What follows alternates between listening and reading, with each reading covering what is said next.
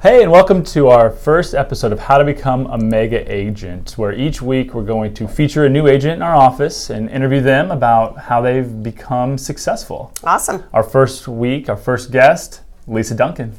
Hey guys. Lisa, tell us a little bit about yourself. A little about me. I am a lifelong Texan. I moved here 11 years ago, and despite my best efforts, this is my Midwest accent. Yeah. There. So tell us real quick kind of your path from starting in real estate to today. Okay, so I started in real estate. I've only been with Keller Williams. Okay. Keller Williams kind of found me when I moved to the area 11 years ago. Didn't know anyone. Was introduced to Sharon Harkness, and we hit it off. She's kind of a real estate icon. Mm-hmm. And we started talking and decided I would be her admin. That was the position she was hiring for.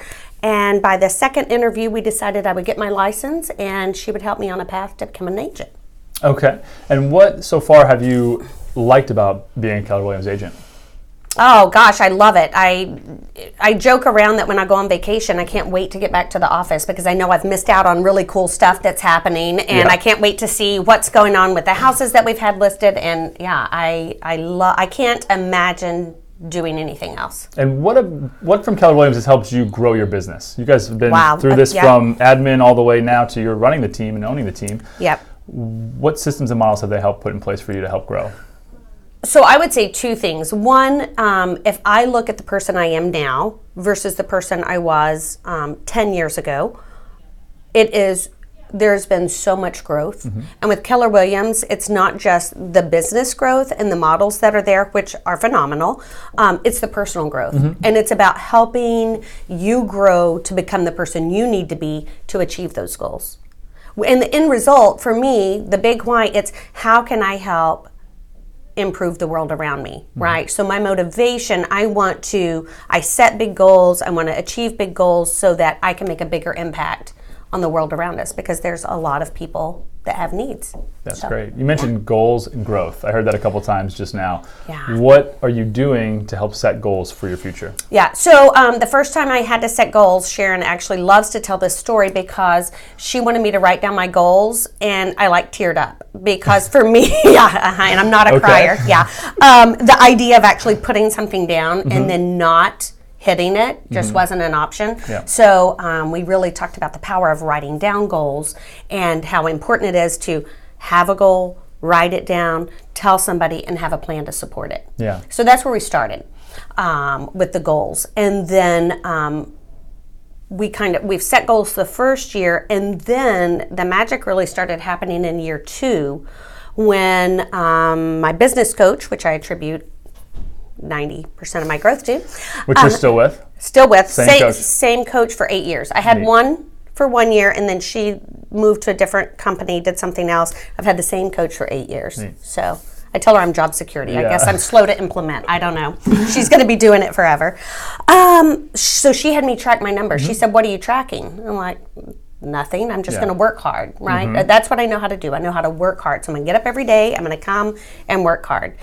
And yet, one of the things we say here is don't mistake movement for achievement. Yeah. I was moving a lot. You're very entrepreneurial at that point. Very entrepreneurial. And needed to become more purposeful. Entrepreneurial will get you so far. Yep. Depending on your Natural capacity. Talents. Natural talent. And so as we tracked the numbers told a story. And so instead of becoming, I'm going to get up and work as hard as I can and hope I make my goal, it became a plan of here's the numbers. Here's the actions I did last year that brought me to this. So if my intention is to grow by 20%, whatever the percentage is that we choose, then I've got to take activities and break it down and match. So goal setting and tracking went hand in hand. So you set the goal and then broke it down and worked backwards. Yep. Reverse engineered. A weekly plan, right? Yes. Here's my goal for the year, what I'm going to do this month, and then what I'm going to do this week. And how I intend to attract that business, how I intend to gain that business. Where is that? Is it through my sphere? Is it through leveraging listings? Is it through vendor referrals? And so strategic relationships. So tracking that and looking at what has brought me this far, and then what do I need to change to hit the next level. Yeah, as you go through the year, right? Yep. Yeah. So the other part is like, how many times in the past, not you, somebody else, not you. You had made a goal, you wrote it down, and then you never looked at it again, right? That was not me. No. Not you. Okay, that was somebody else named Mike Elliott. So what we did was we wrote down our goal, and now we look at it every single Monday morning. Yeah. Every single Monday morning, we say, here's the goal, here's where we are, here's the gap, what do we need to do? We break it down to actionable items that each person takes ownership of on our team. So let's say you're a new agent and you don't have a coach yet. You know, you attribute a lot of your success to a coach. What would be some advice from you, who's been around now for 10 years, You're saying I'm old. No, I'm saying you're a veteran. I'm a veteran. Experienced veteran. There you go. That's awesome. What advice would you give to a new agent starting today that doesn't know about tracking? What should they track? What are maybe some key metrics they should be tracking? So my first coach was free, essentially. My first coach was Sharon, and I learned so much from her. So if you're a new agent and you're wanting to grow your business, you need to get into relationship with a veteran agent. A mentor. Not older agent. A mentor, yes. And the coolest thing to me with Keller Williams is stop reinventing the wheel. If you're a new agent, get into relationship with someone who has done it successfully and let them show you what they did. Don't waste time reinventing the wheel, just get into action. Very cool. So model success, right? It's already out there. It's already out there. Clues. Yeah, absolutely. Very cool. Yeah. Any other advice for any new agents that are coming on today outside of tracking? If you're a new agent and you're coming on today,